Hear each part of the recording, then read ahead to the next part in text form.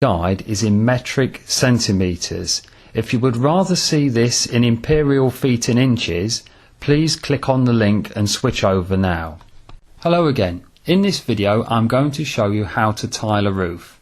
I know this has been covered by other videos on YouTube, but most of them don't actually tell you what you need to know, and that is how to lay out the roof, ready for tiling. Without this, any roof will either be a mess to look at or even worse, leak. Let's just have a quick look at this roof a bit closer up. What you're looking at is even tile spacing and the correct overlap of the roof tiles.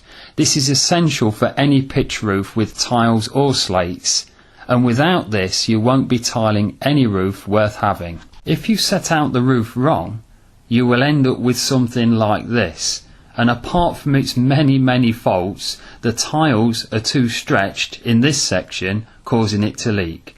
And here the stretching became so bad that an extra row of tiles was shoved in here. You would be amazed, and I know I still am, how many roofers and builders fall into this trap. So let's not follow them, and this is how to tile a roof. Starting here with good old Photoshop, I'm going to deconstruct this roof and show you how it was created, so you can do exactly the same thing with your roof. Let's take this picture to be your newly stripped roof ready for tiling. Make sure that the roof rafters or trusses are fully clean of any splinters or old nails that may ruin the membrane or under tiler's felt that's going to go on next. The next step is to roll out your chosen undersarking, starting at the bottom.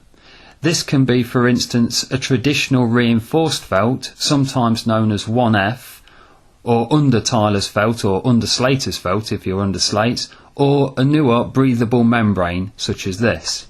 Here I've chosen 1F under tiler's felt for illustration purposes. Starting at the left or right, roll out a length of undersarking. Now secure one edge with 25mm galvanised clamp nails. Nail firmly into position, but not so hard that the undersarking is damaged or ripped. Now gently pull your chosen undersarking taut from the other end.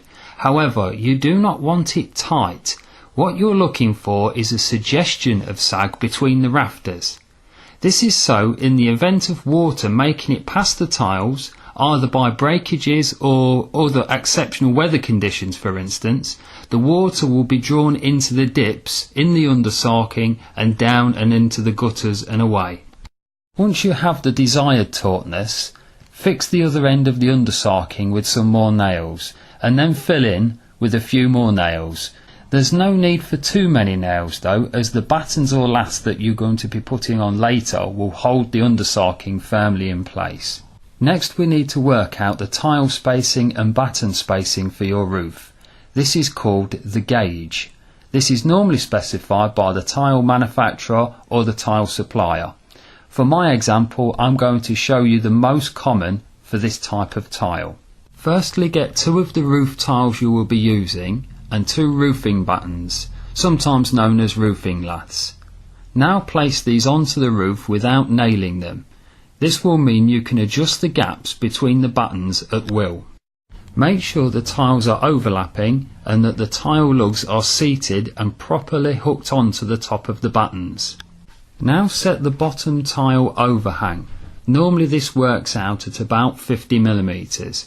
There's no critical measurement for this, but it needs enough overhang so rainwater enters the gutters without dribbling down the fascias, whilst allowing easy gutter cleaning and maintenance should that be required later. Here are the roof tiles set into the gutter. Now let's set the overlap for the tile itself. On this smooth grey, it's 75mm.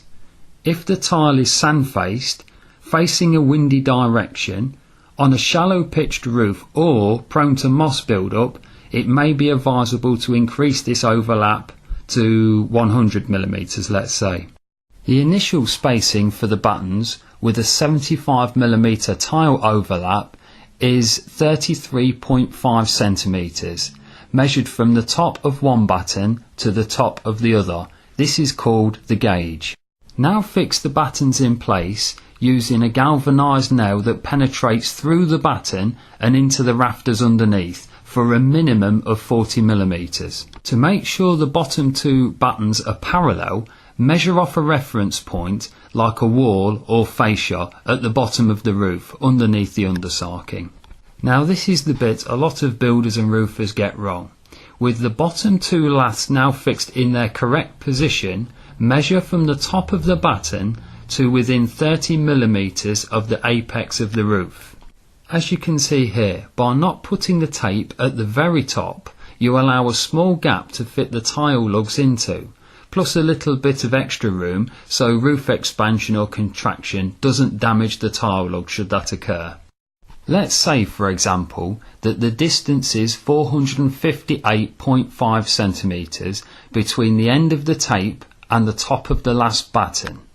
As we worked out earlier, the desired space between the battens is 33.5cm, so we need to divide 458.5 by 33.5, which leaves us with 13.68.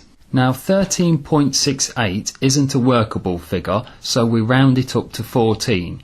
This means we are going to need 14 rows of batten to tile successfully to the top of the roof. Now that we know we require 14 rows of batten, we can divide the remaining distance of 458.5cm by 14, which gives us 32.75cm. So now we know that 32.75cm is the correct gauge for the rest of our battens. To double check this, you can multiply 32.75 by 14 and you get the distance of 458.5.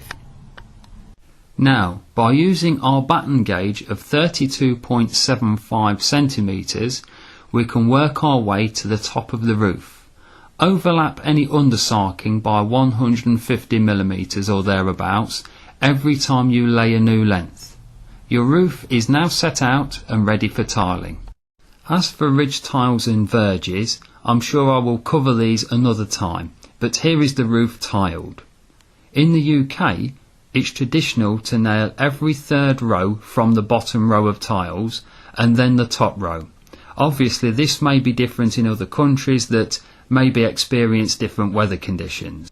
Make sure when nailing your tiles down that it penetrates into the roofing batten but not out of the other side, as this will damage your new undersarking.